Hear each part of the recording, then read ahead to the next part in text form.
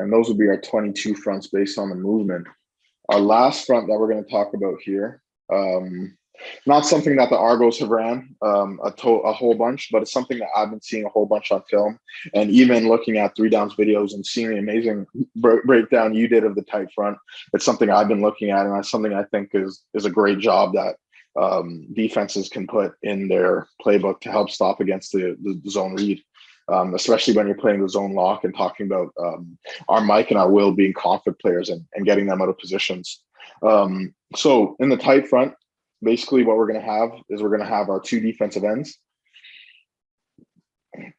And instead of our defensive ends playing the C gap, our defensive ends are going to play both B gaps. And they're going to play it from the 4-eye position. So they're going to be lined up in a 4-eye, and they're going to play our B gaps, and they're going to occupy the guard and tackle. We have both of our linebackers. They're going to be our conflict players, and they're going to be playing the C gaps from depth. So that brings them a lot closer to their pass responsibilities, and they could also play the C gap. Might have drawn an extra person in the box, but we're going to have a Mike in the box, and he is going to play off of the nose, and the nose is going to two-gap on the center. And I'll just show you guys a great play of what that looks like.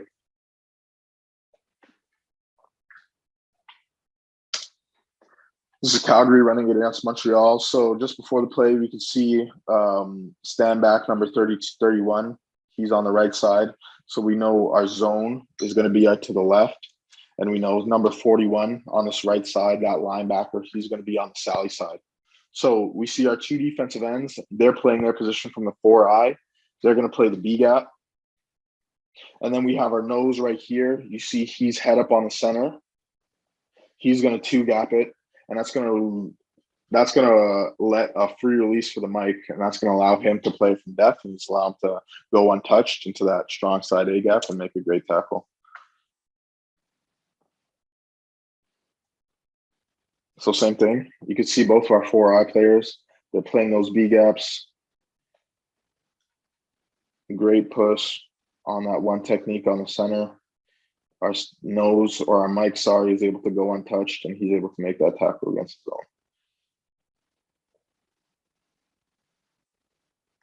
It's just so hard, like schematically as an offensive lineman, when you look at this, and obviously, there's answers for everything in football, nothing's unbeatable.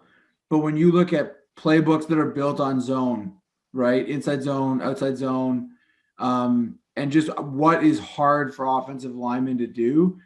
In general, I would say most offensive linemen would agree with a couple things. Number one, we want to know who we're going to block pre-snap. Number two, we want to either have help or leverage, right? We either want help between us and the football, or we already want to be in that leverage position.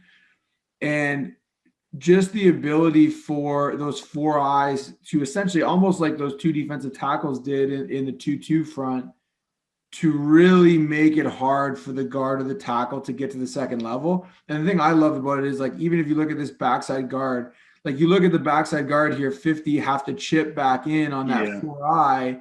Now you're never gonna, now your nose or your Mike's gonna make the play every time, right? Yeah. If 50 stays in on that, then that backside 4-eye, I think it's 64 is the offensive tackle, is doing a pretty good job there, but he doesn't have leverage or help. You're taking away.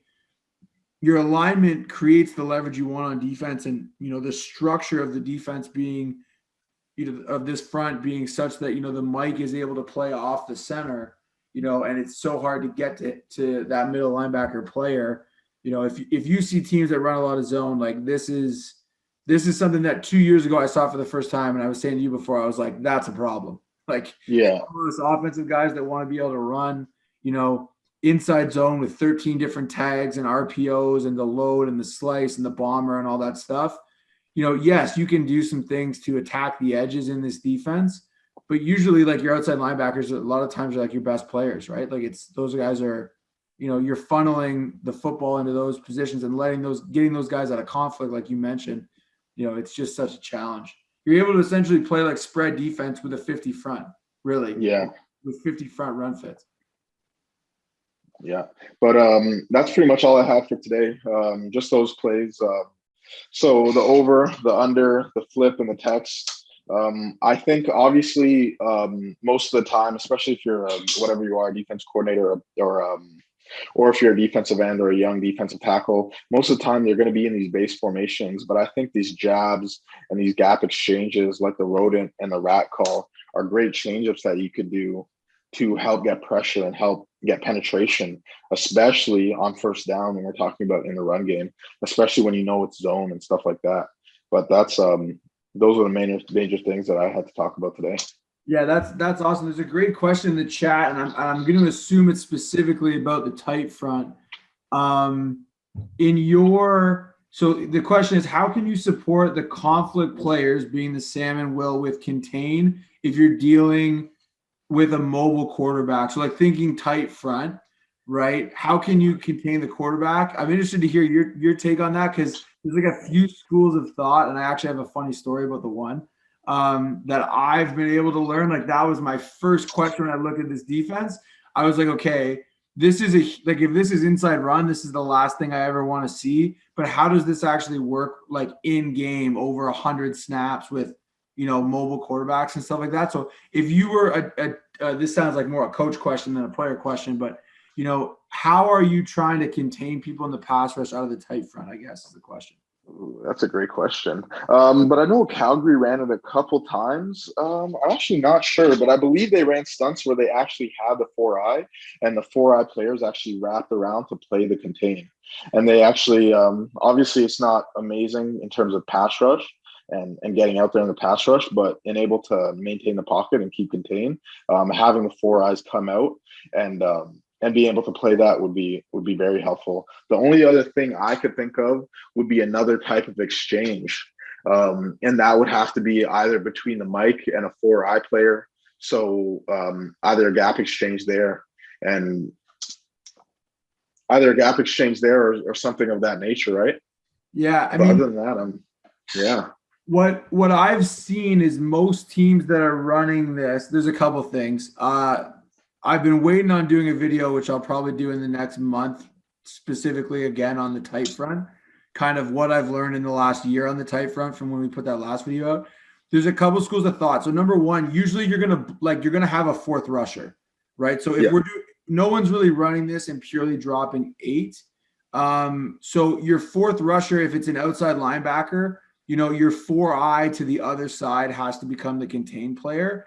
Now, the interesting thing is with protections, like it depends on what protection you're getting, but for the most part, when teams see this front, they have some tough choices to make in protection. Like if you pause it pre-snap, are you going to fan your tackles to the outside linebackers and put the running back one-on-one on the mic? Or are you going to put, say, the running back on number 41 here and slide the protection to the field?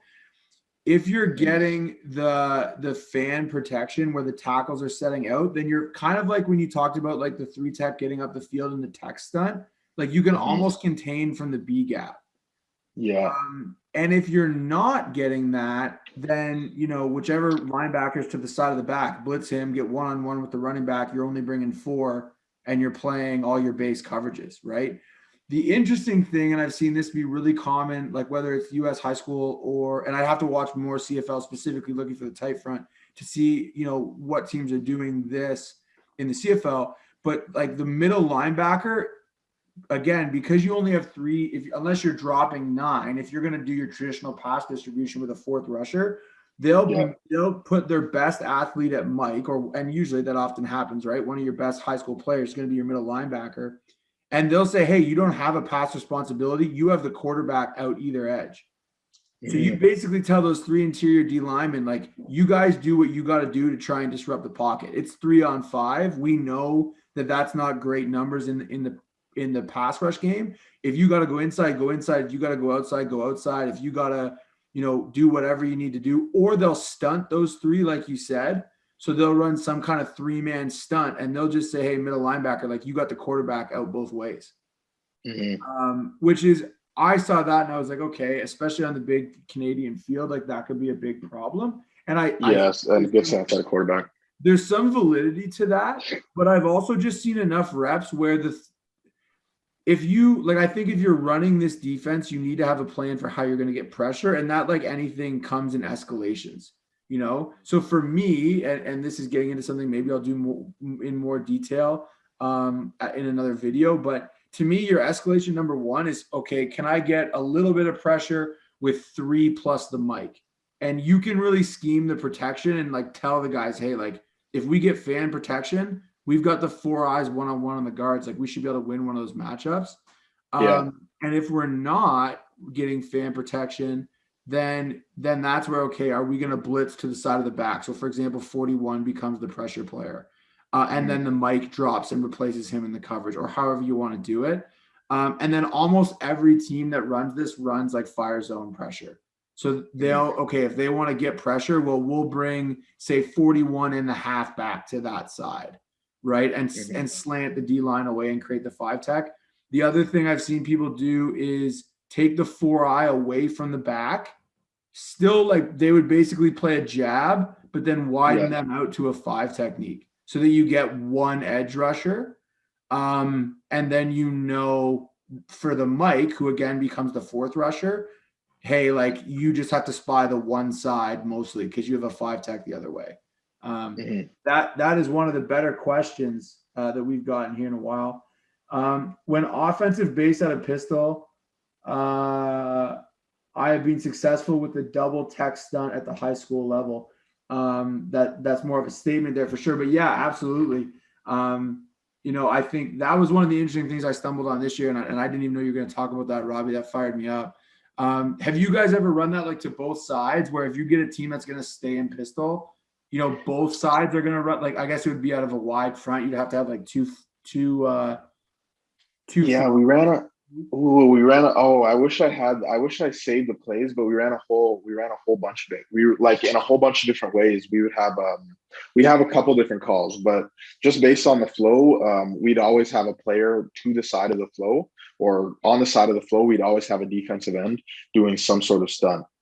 Whether it was in a pistol or not, because a lot of teams, especially, like, it's a pretty easy read. Like once you know that we're keying off the back, they would come out of their pistol, or they would come out of their pistol or play out of their pistol really late. But maybe I could send you some clips after. Yeah, sure.